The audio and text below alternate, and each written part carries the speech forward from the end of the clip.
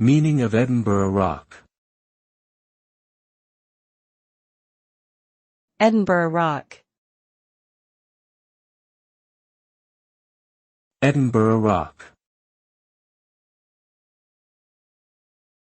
Edinburgh rock. Edinburgh rock. Edinburgh rock is a type of confectionery that is traditionally made in Edinburgh, Scotland. It is a hard candy that is typically pink and white in color, with a distinctive sweet, creamy flavor. The candy is made by combining sugar, water, and cream of tartar, then heating the mixture until it reaches the hard crack stage. Flavorings and colors are then added, and the candy is shaped into small, bite-sized pieces.